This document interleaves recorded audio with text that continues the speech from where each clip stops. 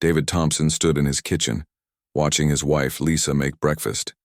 She hummed softly while flipping pancakes, her blonde hair tied back in a neat ponytail. To anyone looking through their window, they seemed like the perfect couple. David smiled and kissed her cheek before heading to work. But behind that smile was a dark secret that would soon change everything. The Thompson house sat on Maple Street in Columbus, Ohio. It was a 2-story home with a white picket fence and a garden that Lisa loved to tend. Their neighbors often saw them jogging together in the mornings or working in their yard on weekends. David was 42 years old and worked as an insurance adjuster. Lisa was 38 and taught 3rd grade at the local elementary school. They had been married for 15 years. Everyone in their neighborhood thought they were lucky to have such a loving couple living nearby. The Thompsons hosted barbecues every summer. They attended church on Sundays. David never missed one of Lisa's school events, and Lisa always supported David when he played in the company softball league. They seemed to have it all, but marriages are not always what they appear to be from the outside. David had been living a lie for the past 2 years. The smile he gave Lisa each morning was fake. The kisses were empty. The conversations over dinner felt like acting in a play he no longer wanted to be in. David had fallen out of love with his wife, but he had never told her. Instead, he pretended everything was fine while secretly planning his escape. The problems started small, as they often do.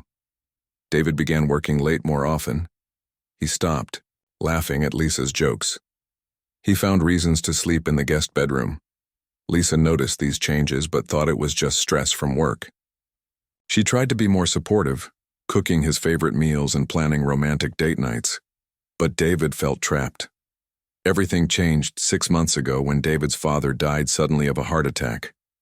His father had been a successful businessman who owned several small companies around Ohio.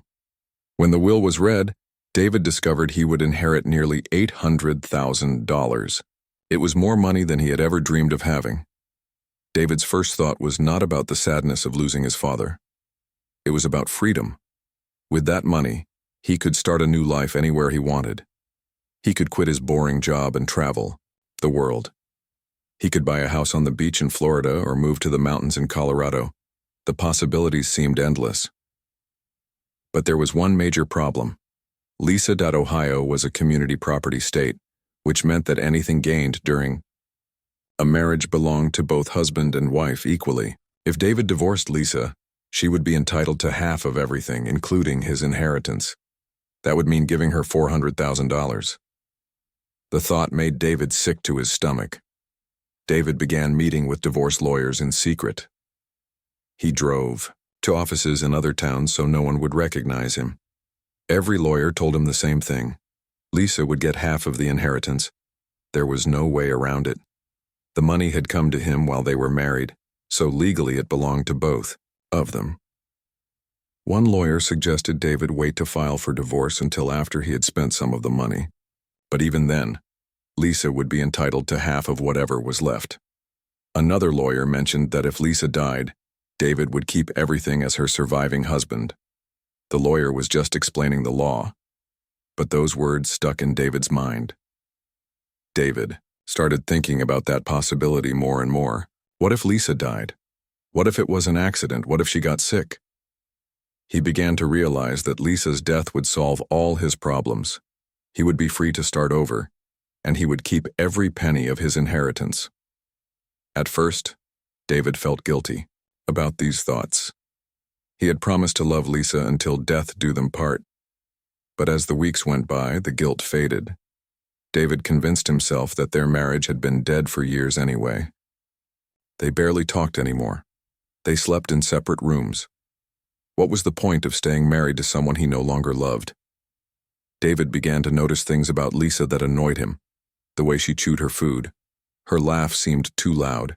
She asked too many questions about his day. Every small habit became a reason why he needed to be free of her. David was building a mental case against his wife to justify what he was beginning to plan. Lisa had no idea what her husband was thinking. She believed their marriage was going through a rough patch, but she thought they could work it out. She had even bought a book about saving troubled marriages and left it on David's nightstand. David threw it away when she was not looking. David started researching accidents online. He read about people who had died in car crashes, house fires, and falls. He studied how insurance investigators determined whether deaths were accidents or something more suspicious. His job gave him access to hundreds of accident reports. He began to see patterns in what made a death look natural versus what raised red flags. The more David researched, the more confident he became that he could plan the perfect accident. He was smart, careful, and patient. He knew how investigations worked. He understood what evidence investigators looked for and what they missed. Most importantly, he had time to plan everything perfectly. David opened a secret bank account and began moving small amounts of his inheritance into it. He told Lisa he was investing the money for their future, which was technically true. It would be his future, just not theirs together. As David made these preparations, he continued to play the role of the loving husband. He helped Lisa grade papers in the evenings. He complimented her cooking. He even bought her flowers on their anniversary. Lisa was thrilled that David seemed to be making an effort to improve their marriage. She had no idea she was living with a man who was planning her murder. The perfect plan was beginning to form in David's mind. Soon he would put it into action. David Thompson sat in his home office late at night, the glow of his computer screen lighting up his face. Lisa was asleep upstairs, completely unaware that her husband was researching ways to kill her. David had spent the last 3 months, carefully, planning what he believed would be the perfect murder. His job as an insurance adjuster had given him a unique advantage. David had investigated hundreds of suspicious deaths over the years. He knew exactly what raised red flags during investigations and what made deaths appear accidental. He had seen cases where murderers made stupid mistakes and got caught, and he was determined not to repeat those errors. David started by studying Lisa's daily routine. She woke up at 6:30 every morning and made coffee while he showered. She left for school at 7:15 and returned home by 4 o'clock most days. On Tuesdays and Thursdays, she stayed late for tutoring until 5:30. Lisa was predictable, which would make planning easier. The first part of David's plan involved creating a believable motive for suicide. He needed people to think Lisa had been depressed and might have taken her own life.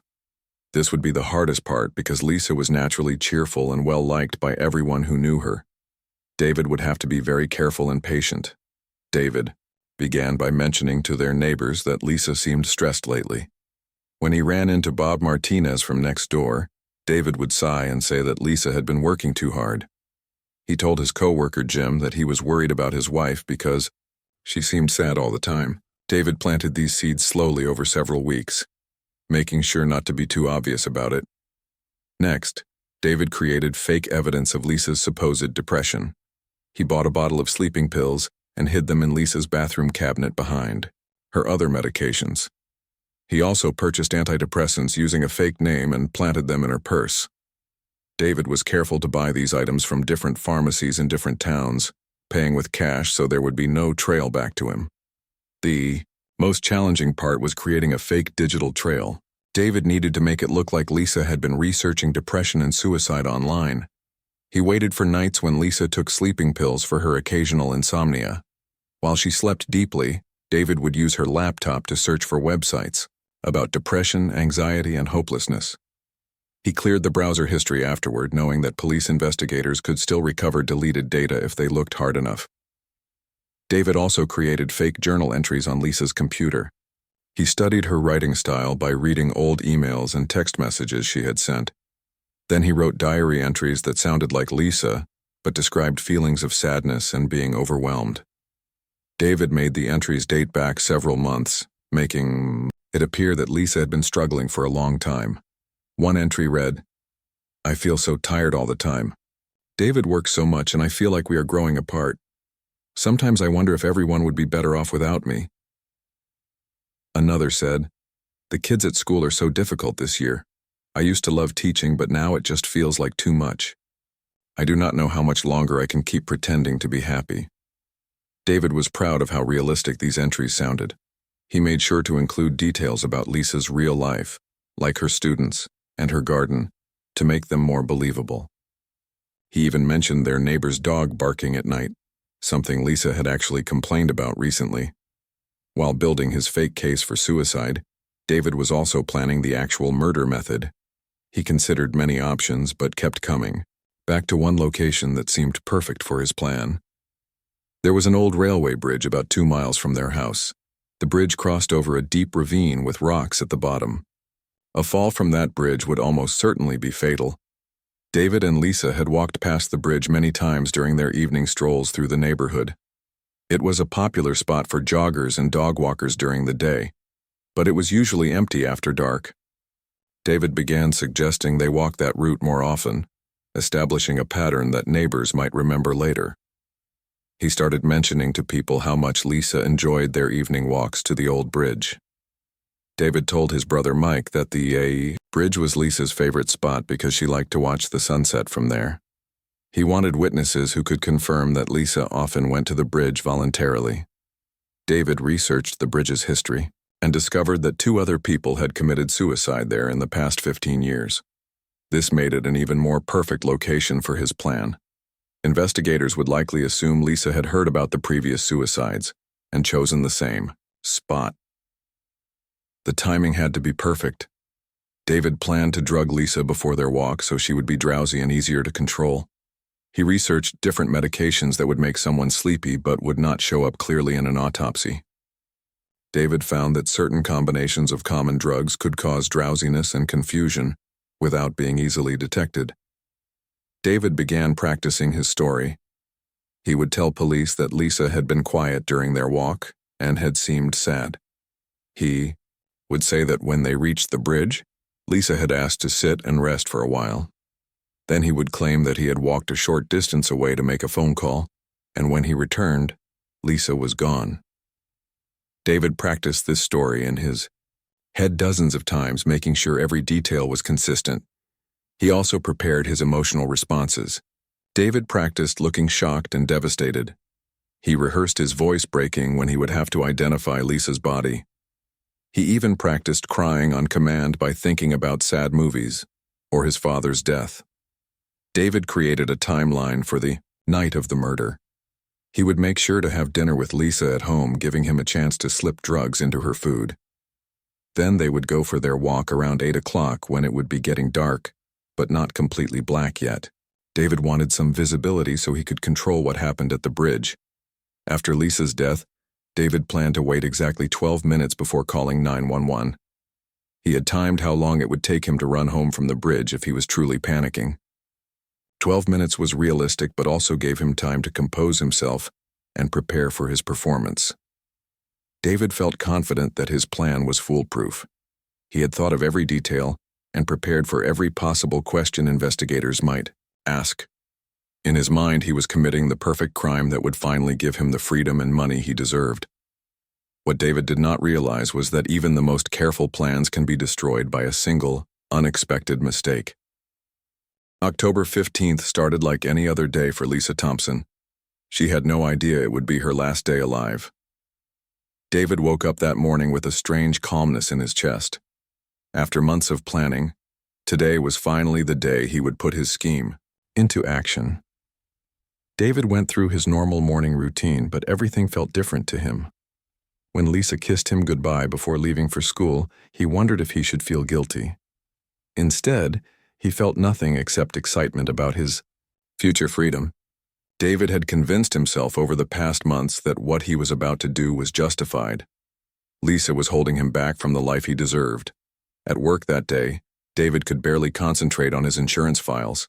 His mind kept running through his plan step by step. He had rehearsed everything so many times that it felt like he was preparing for a play. David even found himself smiling at his desk, thinking about how clever his plan was. His coworkers thought he seemed unusually happy. David left work early that afternoon, telling his boss he had a dentist appointment. Instead, he went home to make his final preparations.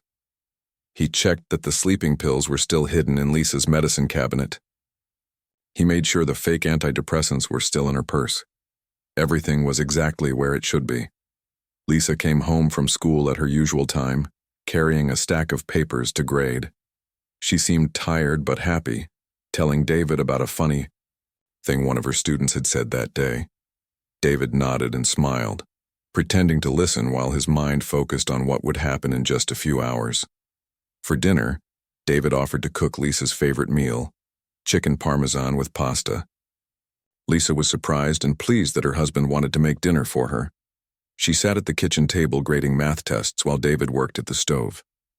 What Lisa did not know was that David had crushed 2 powerful sleeping pills into a fine powder, and mixed them into her pasta sauce. The medication David used was called Ambien. He had stolen it from his elderly neighbor Mrs. Chen when he helped her carry groceries the week before. David knew that Ambien would make Lisa drowsy and confused, but it would not kill her immediately.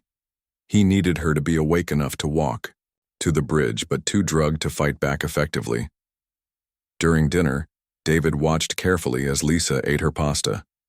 She complimented him on how good the sauce tasted, not knowing she was consuming the drugs that would seal her fate. David ate his own portion, which contained no medication. He made normal conversation, asking about her day and discussing their weekend plans that Lisa would never see. About 30 minutes after dinner, Lisa started yawning. She rubbed her eyes and said she felt unusually tired. David suggested they take their evening walk a little earlier than usual, claiming the fresh air might help her feel more awake. Lisa agreed, thinking the exercise would be good for her. As they left the house, David made sure to lock the front door loudly. He wanted their neighbor Bob Martinez to hear them leaving, establishing the time they went for their walk. David had noticed that Bob was always working in his garage around this time of evening. The walk to the railway bridge normally took about 20 minutes. Tonight it took longer because Lisa was moving slowly. The sleeping pills were affecting her balance and making her feel dizzy. She held on to David's arm for support, trusting her husband to help her. David felt her weight against him and knew his plan was working perfectly. Lisa tried to make conversation during the walk, but her words were slightly slurred. She mentioned feeling strange and wondered if she was getting sick. David told her she probably just needed more sleep. He guided her along their usual route, toward the old railway bridge that would become her final destination. When they reached the bridge, Lisa asked if they could sit down for a few minutes. She said she felt dizzy and needed to rest. David helped her sit on a bench near the bridge's edge. The sun was setting, and the area was empty except for the 2 of them. Everything was going exactly as David had planned. David sat next to Lisa for a few minutes, waiting for the medication to take stronger effect. He could see that she was struggling to stay alert. Her head kept dropping as she fought against the drowsiness. David knew it was time to act. He stood up and suggested they walk to the middle of the bridge to get a better view of the sunset. Lisa tried to protest, saying she felt too tired, but David insisted. He helped her to her feet and guided her onto the bridge. Lisa leaned heavily against the metal railing, trying to steady herself. What happened next did not go according to David's plan. As David moved to push Lisa over the railing, she suddenly seemed to understand what was happening. The danger cleared her mind enough to realize that her husband was trying to hurt her. Lisa tried to scream, but the drugs made her voice weak and hoarse. A struggle began on the bridge. Lisa fought back with more strength than David had expected. Even drugged, she managed to grab onto his shirt and scratch his face. David had not planned for a fight. He had expected Lisa to be too drowsy to resist. The struggle lasted several terrifying minutes. Lisa begged David to stop, asking him why he was doing this. She promised she would do anything he wanted if he would just let her go home. But David was too committed to his plan to stop now. He knew that if Lisa survived, she would tell everyone what he had tried to do. Using all his strength, David finally managed to overpower his drugged wife. He grabbed Lisa by her shoulders and pushed her over the railing. Lisa's scream echoed across the empty ravine as she fell toward the rocks below. The sound haunted David immediately, but he forced himself to stay focused on his plan. David quickly checked the bridge for any evidence of the struggle. He found one of Lisa's earrings on the ground and threw it over the side after her. He smoothed down his hair and straightened his clothes. He had scratches on his face from Lisa's fingernails, but he would claim he got them from tree branches while searching for her in the dark. David walked home at a normal pace, just as he had practiced. He went inside and took a shower to wash away any physical evidence. Then he sat in his living room and watched television for exactly 1 hour. This would help establish his timeline for the police. At 9:30 p.m., David called his brother, Mike. He talked about normal things like weekend plans and work stress. This phone call would prove to investigators that David had been calmly at home while Lisa was supposedly missing. After talking for 20 minutes, David hung up and prepared. To call 911, David took several deep breaths and got into character. When he dialed 911, his voice was shaking with what sounded like genuine panic. He told the operator that his wife had disappeared during their evening walk. He claimed he had been searching for her for over an hour but could not find her anywhere. The operator asked David many questions about when he had last seen Lisa and where they had been walking. David stuck to his prepared story perfectly. He said Lisa had seemed depressed lately and he was worried she might have hurt herself. The seeds he had planted over the past months were finally bearing fruit. Police cars arrived at the Thompson house within 15 minutes. David met them at the door, looking appropriately worried and disheveled. He led the officers back to the bridge, calling Lisa's name and acting like a desperate husband searching for his missing wife. What David did not know was that he had already made the one crucial mistake that would eventually destroy his perfect plan. Detective Maria Rodriguez arrived at the Thompson house at 10:15 p.m. on October 15th. She had been a police detective for 12 years and had seen many missing person cases. Most of them ended with someone finding the missing person safe, at a friend's house or hospital. But something about this case felt different from the moment she met David Thompson. David stood in his driveway talking to 2 patrol officers. He was wearing a torn shirt and had scratches on his face. His hair was messy and he kept running his hands through it nervously. To most people, he looked like a worried husband who had been searching desperately for his missing wife. But Detective Rodriguez noticed small details that seemed off. First, David's shoes were barely dirty even though he claimed to have been searching through woods and rough terrain for over an hour. Second, the scratches on his face looked fresh, but they were very straight and clean. Most scratches from tree branches would be more jagged and random. Third, David kept looking at his watch as if he was worried about the time rather than focused on finding his wife. Detective Rodriguez introduced herself to David and asked him to tell her exactly what had happened. David's story was detailed and consistent. He said he and Lisa had gone for their usual evening walk around 7:30. They had walked to the old railway bridge where Lisa liked to watch the sunset. David claimed that Lisa had seemed sad and quiet during the walk. According to David, when they reached the bridge, Lisa had asked to sit alone for a few minutes. She said she needed some time to think. David told the detective that he had walked back toward the trees to give his wife privacy. After about 10 minutes, he returned to find that Lisa was gone. David said he had immediately started searching and calling Lisa's name. He claimed he looked everywhere around the bridge and in the nearby woods. When he could not find her after more than an hour of searching, he had run home and called 911. Detective Rodriguez asked David why he had not called the police immediately from the bridge. David explained that he had forgotten to bring his cell phone on the walk. The detective made a note to check this detail later. The detective also asked about Lisa's state of mind recently. David was ready for this question. He told her that Lisa had been depressed for several months. He said she had been sleeping poorly and seemed overwhelmed by her job at the school. David mentioned that he had been worried Lisa might hurt herself. While talking to David, Detective Rodriguez was also observing his behavior carefully. She noticed that his hands were steady and his breathing was normal. Most people who had just lost a spouse would be shaking or crying. David seemed upset, but in a controlled way that felt practiced rather than genuine. The search for Lisa began immediately. Police officers used flashlights to search the area around the railway bridge. They called Lisa's name and looked in the woods on both sides of the ravine. Detective Rodriguez joined the search, paying close attention to the bridge itself. The detective found something interesting on the bridge. There were scuff marks on the metal railing that looked fresh. She also found a small piece of fabric caught on a bolt near the edge. The fabric was blue, the same color as the shirt David said Lisa had been wearing.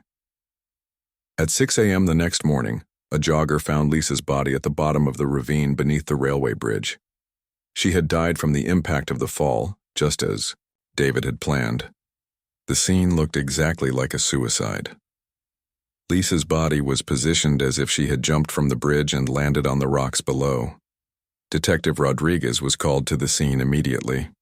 She studied Lisa's body and the surrounding area carefully. Everything appeared consistent with suicide, but the detective still felt something was wrong. Her instincts told her this case needed more investigation. The first thing Detective Rodriguez did was check David's story about forgetting his cell phone. She asked to see the phone and discovered that it was sitting on the kitchen counter at home. This detail seemed to support David's account. However, the detective noticed that the phone's battery was fully charged, which was unusual for someone who used their phone regularly throughout the day. Detective Rodriguez also spoke with the Thompsons' neighbors. Bob Martinez from next door confirmed that he had heard David and Lisa leave for their walk around 7:45 p.m. He said this was normal for them and that they took that route often.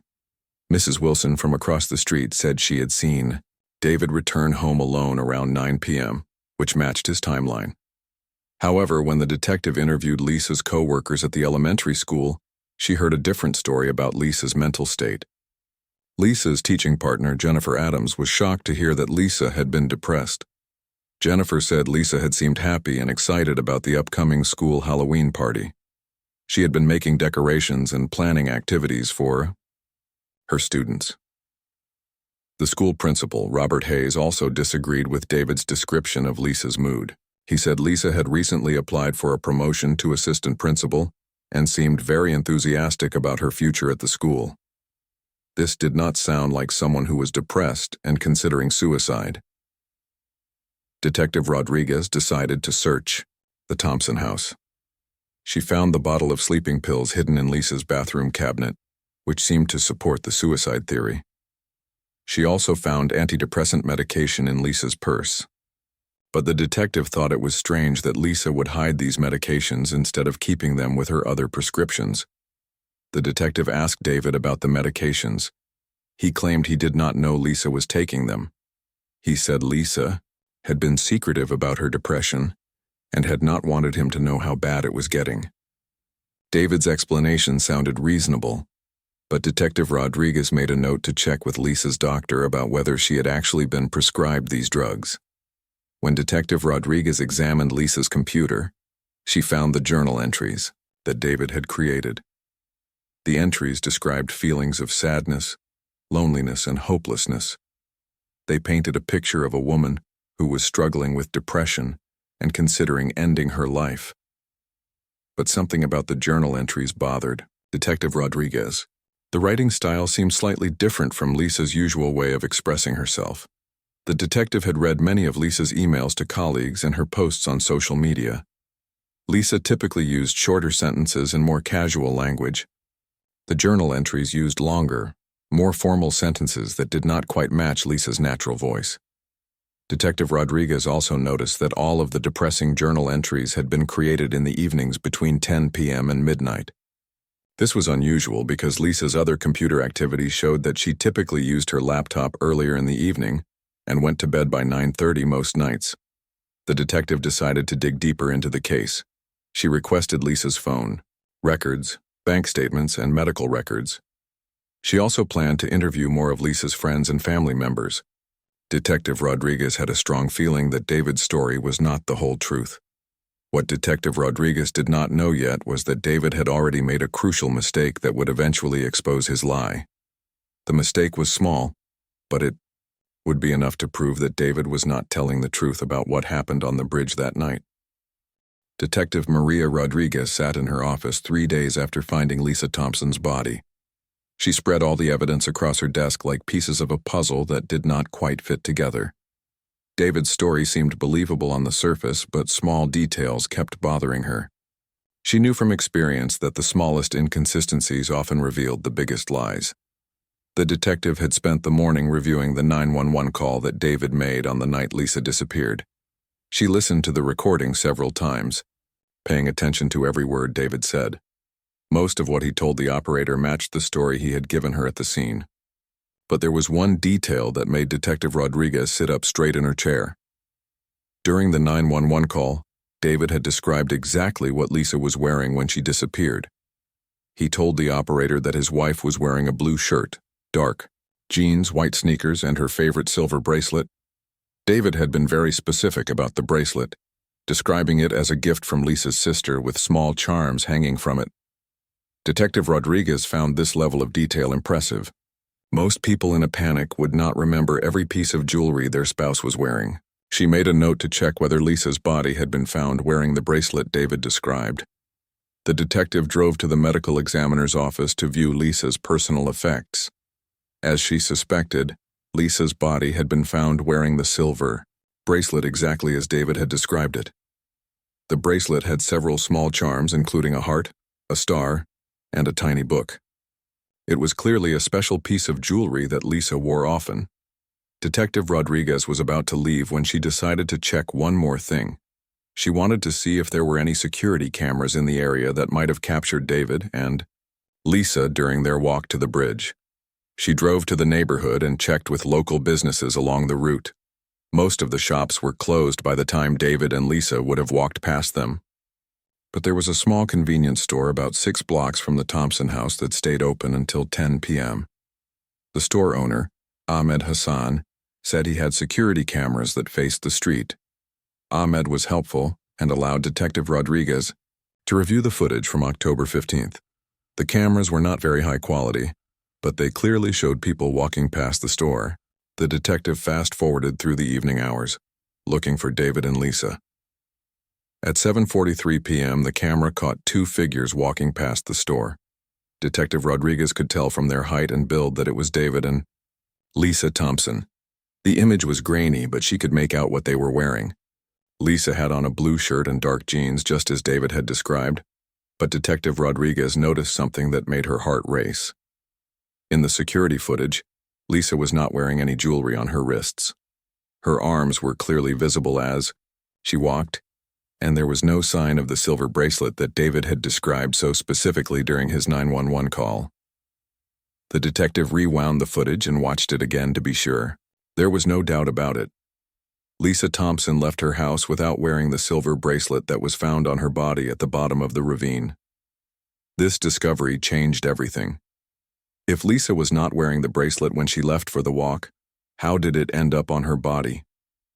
There were only a few possible explanations, and none of them supported David's story about Lisa jumping from the bridge. Detective Rodriguez realized that David must have put the bracelet on Lisa's body after she was dead. This meant he had been close enough to Lisa's body to add jewelry to it. David's claim that he had watched Lisa disappear from a distance and then searched for her unsuccessfully was a lie. The detective drove back to the Thompson house immediately. She needed to confront David with this evidence before he had a chance to create a new story. When she knocked on the door, David answered, looking tired and sad, still playing the role of the grieving husband. Detective Rodriguez asked David if she could come inside to ask a few more questions. David agreed, probably thinking that cooperating would make him look more innocent. They sat in the living room where David and Lisa had spent their last evening together. The detective started with simple questions about David's relationship with Lisa and their normal routine. David gave the same answers he had been giving for the past 3 days.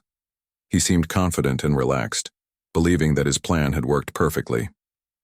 Then Detective Rodriguez asked David to describe again exactly what Lisa had been wearing on their final walk. David repeated the same detailed description he had given during the 911 call. He mentioned the blue shirt, the dark jeans, the white sneakers, and most importantly, the silver bracelet with charms. David described the bracelet in great detail, explaining that it was a gift from Lisa's sister and that Lisa wore it almost every day. He said he remembered it clearly because the charms had caught the light from the streetlights as they walked. Detective Rodriguez nodded and took notes, pretending to be impressed by David's memory. Then she asked the question that would destroy his perfect plan. "Mr. Thompson, I need to show you something," the detective said. She pulled out her phone and showed David the security camera footage from the convenience store. "This video shows you and Lisa walking past Ahmed's store on the night she disappeared." David looked at the phone screen with confusion. He could see himself and Lisa in the grainy footage, but he was not sure why the detective was showing it to him. "Yes, that looks like us," he said. "We walked that route to get to the bridge." "Look carefully at Lisa's arms and wrists," Detective Rodriguez said, pausing the video at the clearest shot. "Do you see any jewelry?" David studied the image more closely. His face began to change as he realized what the detective had discovered. In the security footage, Lisa's wrists were clearly bare. There was no silver bracelet visible anywhere on her body. "I don't understand," David said, but his voice was no longer as confident as it had been moments before. Detective Rodriguez leaned forward in her chair.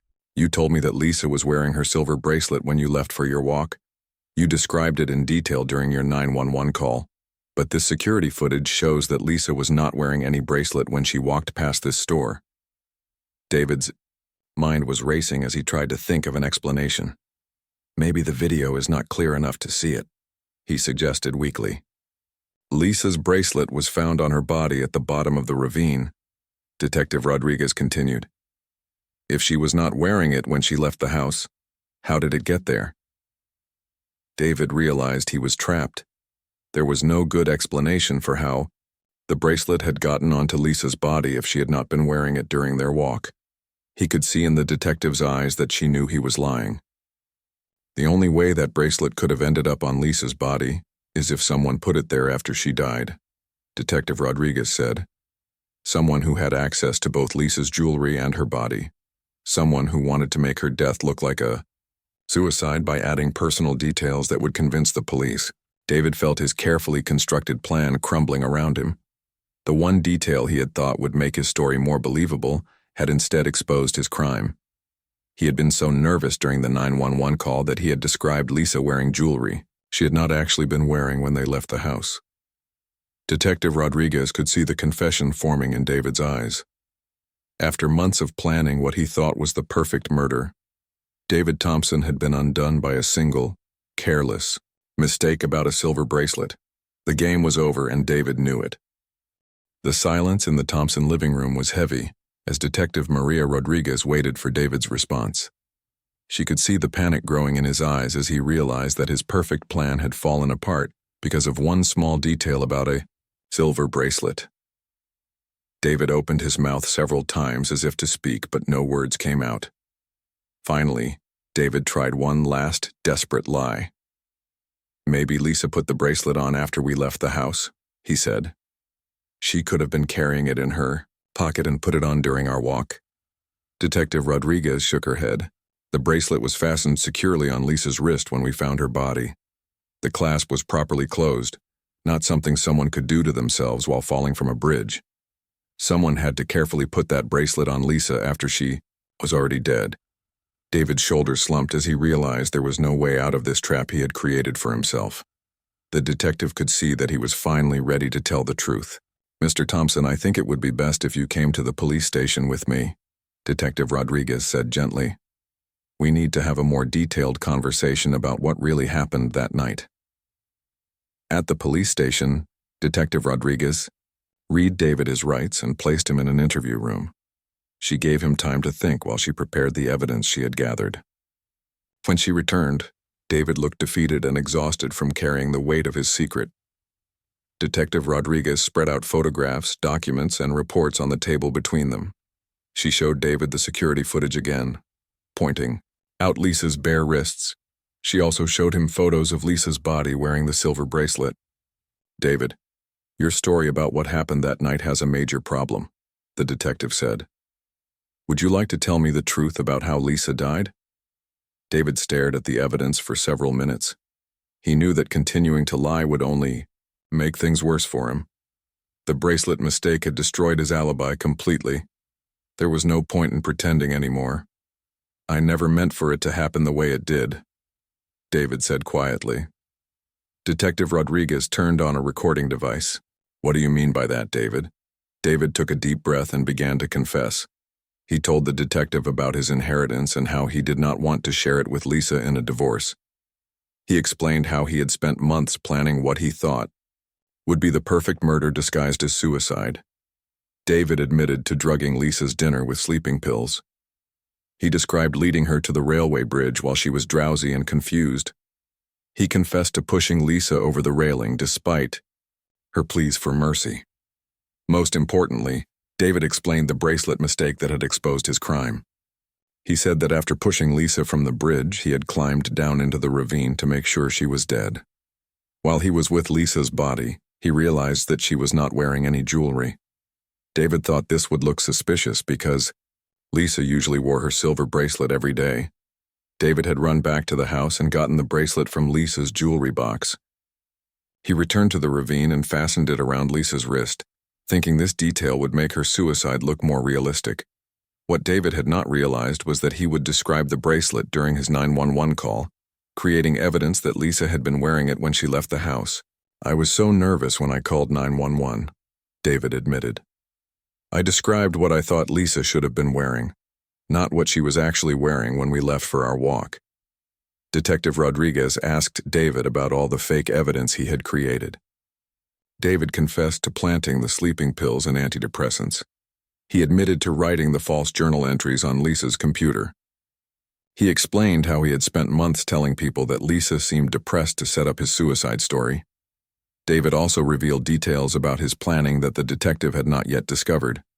He told her about researching different methods of murder online and studying accident reports from his job. He confessed to practicing his emotional reactions and rehearsing his timeline for the night of the murder. The confession took over 4 hours. When it was finished, Detective Rodriguez had a complete picture of how David had planned and executed Lisa's murder. The case that had started as a missing person report was now clearly a first-degree murder with extensive premeditation. David was formally arrested and charged with the murder of his wife. The evidence against him was overwhelming. In addition to his confession, the police had the security footage showing Lisa without her bracelet, the planted medications, the fake journal entries, and David's suspicious internet search history. David's brother Mike came forward during the investigation. He told police that David had called him on the night of the murder and seemed unusually calm and focused. Mike said David had talked about normal things like weekend plans while his wife was supposedly missing. This behavior struck Mike as strange for someone whose spouse had just disappeared. The district attorney decided to seek the death penalty against David. The prosecutor argued that David's crime was especially heinous because of the extensive planning involved and because he had betrayed the trust of his own wife. David's defense attorney tried to argue that the murder was not premeditated, claiming it was a crime of passion that happened during an argument on the bridge. But the evidence of months of planning made this defense impossible to believe. The trial lasted 3 weeks. Lisa's sister testified about how happy and excited Lisa had been about her life and career. She said Lisa had never shown any signs of depression or suicidal thoughts. Lisa's co-workers also testified that she had been planning for the future, not contemplating ending her life. The most damaging testimony came from Detective Rodriguez, who explained how she had discovered the bracelet inconsistency that exposed David's lie. She walked the jury through every piece of evidence that proved David had murdered his wife and tried to make it look like suicide. The jury deliberated for only 6 hours before finding David Thompson guilty of first-degree murder. The judge sentenced him to life in prison without the possibility of parole. David would never have the freedom he had killed to obtain. Lisa's inheritance, including the money David had tried so desperately to keep for himself, was donated to create the Lisa Thompson Foundation for Domestic Violence Prevention. The foundation helped other women who might be in danger from abusive husbands like David. Detective Rodriguez attended the sentencing hearing. She watched David as the judge read his sentence and saw no emotion on his face. Even at the end, David seemed to care more about himself than about the wife he had murdered or the life he had destroyed. After the trial, Detective Rodriguez often thought about the case. She realized that David's biggest mistake was not the eye bracelet inconsistency, but his belief that he was smart enough to commit the perfect murder. David's arrogance and selfishness had made him careless at the crucial moment when he needed to be most careful. The case became a training example for other detectives, showing how important it is to pay attention to small details that might not seem significant at first. Detective Rodriguez used David's case to teach younger officers that even the most carefully planned crimes usually contain the seeds of their own destruction. Lisa Thompson was buried in the cemetery near the elementary school where she had taught for 10 years. Her students and fellow teachers created a memory garden in her honor. The garden had a plaque that read, "In memory of Lisa Thompson, who brought light and learning into the lives of everyone she met." David Thompson remained in prison, serving his life sentence. He never showed remorse for killing Lisa or apologized to her family. The inheritance he had murdered to protect was gone, spent on legal fees and donated to charity. David had lost everything he cared about while gaining nothing except a lifetime behind bars. The railway bridge where Lisa died was eventually torn down by the city and replaced with a memorial park. The park had walking trails and benches where people could sit and remember loved ones they had lost. It was a peaceful place that honored Lisa's memory and helped heal the community that had been shocked by her murder. Justice had been served, but the real tragedy was that Lisa Thompson's life had been cut short by the greed and selfishness of the man who had promised to love and protect her. Her death served as a reminder that sometimes the greatest danger comes from the people we trust most.